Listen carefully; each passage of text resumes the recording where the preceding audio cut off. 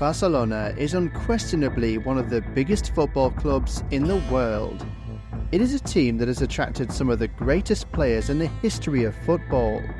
Legends such as Cruyff, Maradona, Romario, Ronaldinho and Messi. Despite this, one man, in just 6 years, took them to the brink of financial ruin and bankruptcy: Josep Maria Bartomeu. After his 6-year reign as president of Barcelona, the club was left with £1.1 billion in debt and a net worth of minus €451 million. But how did Bartomeu do this? This is the story of how Bartomeu financially destroyed Barcelona. First, we need to understand how Bartomeu became president of Barcelona. Sandro Rosell was president in 2014 and had played an instrumental part in signing Neymar the previous summer. However, he now faced a lawsuit accusing Rosell of misappropriating funds by lying about the cost of the transfer fee for Neymar. Rosell resigned as president due to the legal battle.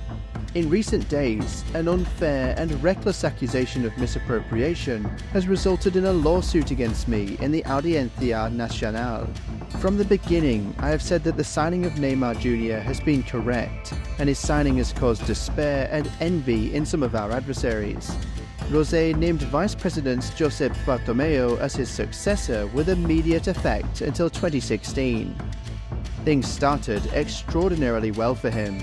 In his first full season in charge in 2014 to 2015, Barcelona won a historic treble of La Liga, Copa del Rey and the Champions League led by Messi, Suarez and Neymar.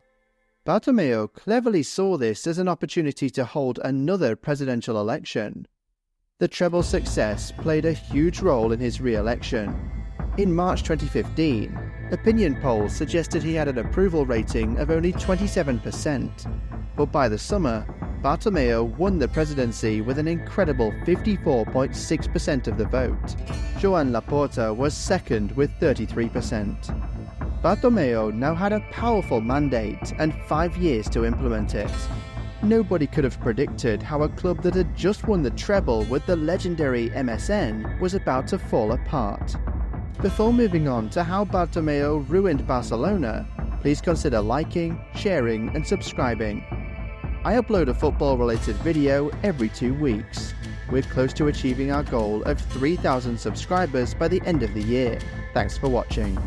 Things continued to go well in Bartomeu's second full season in charge, as Barcelona won the double of La Liga and the Copa del Rey in 2015 to 2016.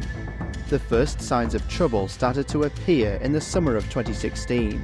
Spanish journalist Guillem Balaguer reported on the financial cracks that were beginning to emerge and Neymar being open to a move away from Barcelona. Barcelona cannot afford to give new contracts to Lionel Messi, Suarez and Neymar as it stands. Financially, they do not have the power to do so. They need to bring a lot of money in. If they do that, they'll be able to keep them, but if they don't, they may have to get rid of one. That's why Neymar keeps leaving the door open for United. At the time, Barcelona was spending 73% of its revenue on player salaries. Despite this, Bartomeu decided to offer Neymar a massive new contract, which included a huge buyout clause. Neymar signed the deal, and his future seemed secure until 2021. But it wasn't. Just 1 year later, in the summer of 2017, Neymar was off to PSG after they met the €222 million buyout clause. Bartomeu put out positive messages about the transfer. If he remained, we kept an exceptional player, and if he left, then the whole of his buyout clause would have to be paid, which gives us the money to guarantee that we can sign new and competitive players. He also reassured Barcelona fans that they would spend the money wisely and patiently. What will we do with €222 million? Is the question everyone is asking. We'll administer the money with sense, rigour and calmness. We will act responsibly, knowing that we have the money to invest in the team, buying new players and expanding our assets. That is not how it panned out. player transfers were the first aspect that Barcelona got wrong in the Bartomeu era. Instead of spending on Neymar to bolster the weaker areas of the team, such as replacing the aging players in defence and midfield, Barcelona targeted attacking players. Two players in particular, Philippe Coutinho and Ousmane Dembélé. Barcelona first tried to sign Coutinho from Liverpool in the summer of 2017, but Liverpool managed to resist the transfer.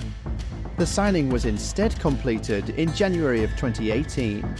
The fee was an eye-watering £146 million, including add-ons. Unfortunately, Coutinho would go on to become one of the biggest flop signings of all time. Across 4 seasons, he would only play 106 times for the club, scoring just 26 times. Perhaps most embarrassing of all, his most significant moment with Barcelona was in a Bayern shirt. Bayern thrashed Barcelona 8-2 in the 2019-20 quarter-final of the Champions League, with the loaned-out Coutinho scoring the final 2 goals for Bayern. Barcelona had hoped that Coutinho would be able to facilitate the roles of Neymar and an aging Iniesta. Spanish football writer Andy West best described why it proved to be such a poor signing.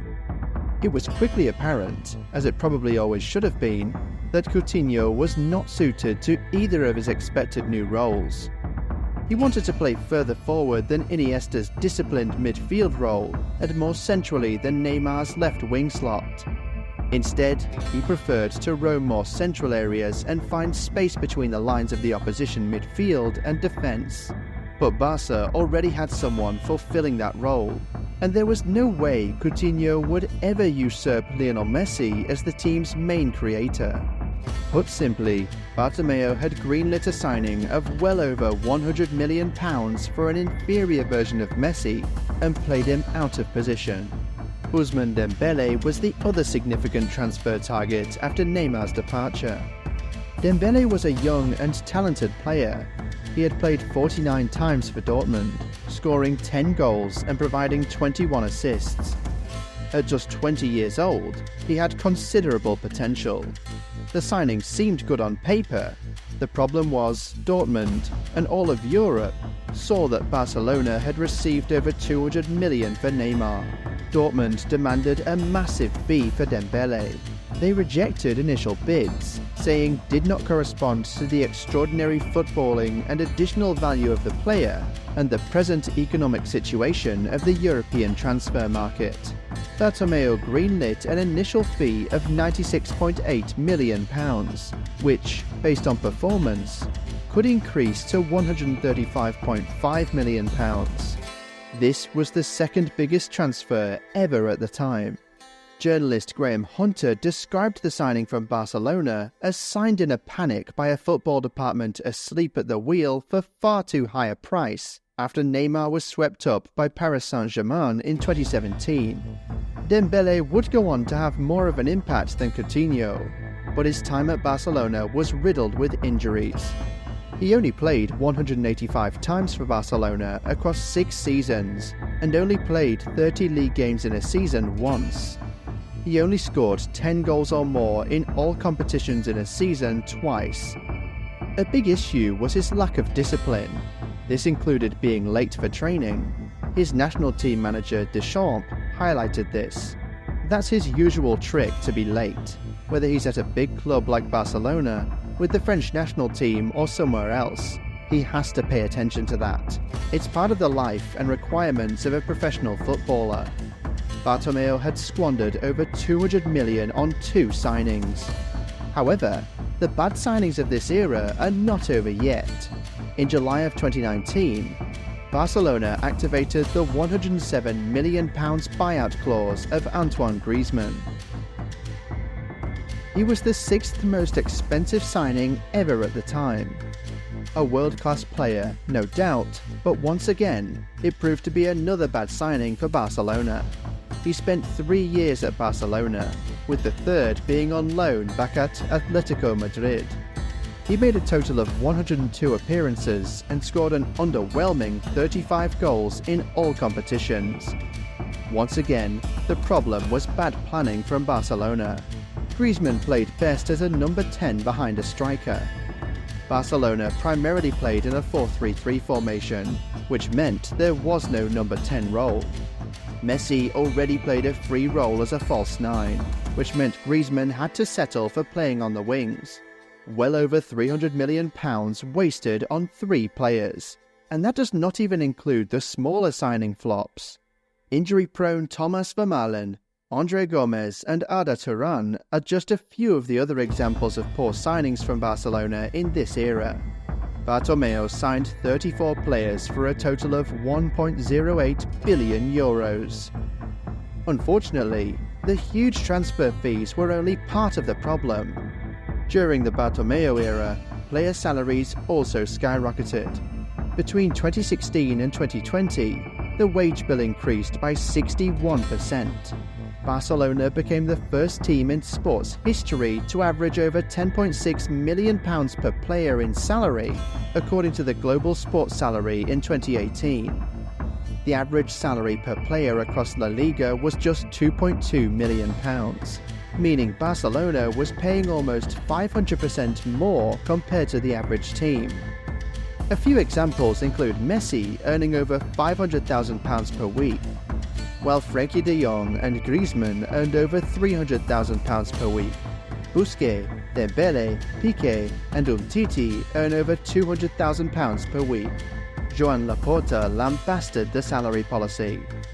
The salary policy that we stumbled upon from the previous board is wrong. It's what the experts call the inverted pyramid, where veterans have long contracts and young players have short ones, and that makes it very difficult to renegotiate contracts. This was the opposite of their arch-nemesis Real Madrid, who were more willing to move on from legendary older players such as Cristiano Ronaldo, Iker Casillas, and Sergio Ramos. This all meant Barcelona was spending 103% of their revenue on salaries. Yes, they were spending more money on wages than they were generating in income. All this meant Barcelona were living on the edge. Any negative factor on revenue could severely impact them. The factor that pushed them over the edge proved to be COVID-19. The global lockdown resulted in massive revenue losses from games being played behind closed doors. Barcelona reported that the losses in revenue totaled £181 million. This meant that in the 2020 to 2021 season, Barcelona incurred a loss of €481 million after tax. All of this led to Bartomeu facing a no-confidence vote in October 2020, which resulted in his resignation. Guillaume Balaguer explained his decision to leave and his tenure as president. Bartomeu did not want to be the first president to be kicked out by a vote of no confidence. Campaigners needed 66% of votes to get rid of him, and estimations were 80% of the vote was against him.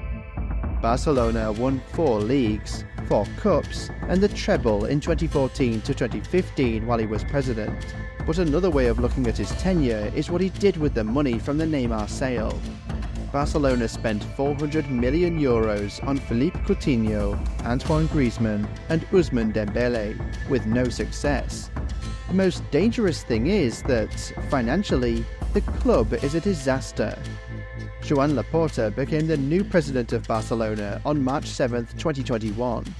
He was immediately forced to make several tough financial decisions, the most sensational being letting Lionel Messi leave Barcelona. Laporta spoke about Messi leaving. The debt is bigger than expected. That is linked to FFP, of course. The new contract with Messi could not be approved. On that, we don't agree with the deal La Liga has reached because it mortgages us for half a century. The club is above players, coaches, directors. Further tough decisions included pulling economic levers in order to raise a cash injection. It began with selling 10% of its domestic television rights over 25 years to US investment firm 6th Street, and then it sold another 15% to 6th Street.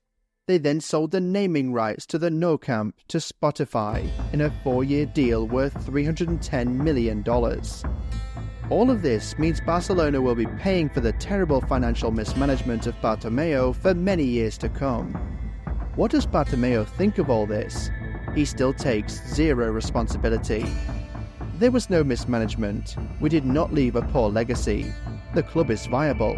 It has many resources to get out of this problem, and without the pandemic, it would have only had 50 million euros, $58 million in losses in 2020 to 21. And that is how Bartomeu financially ruined Barcelona. I upload a video every 2 weeks. If you'd like to learn more, click subscribe. Thanks for watching.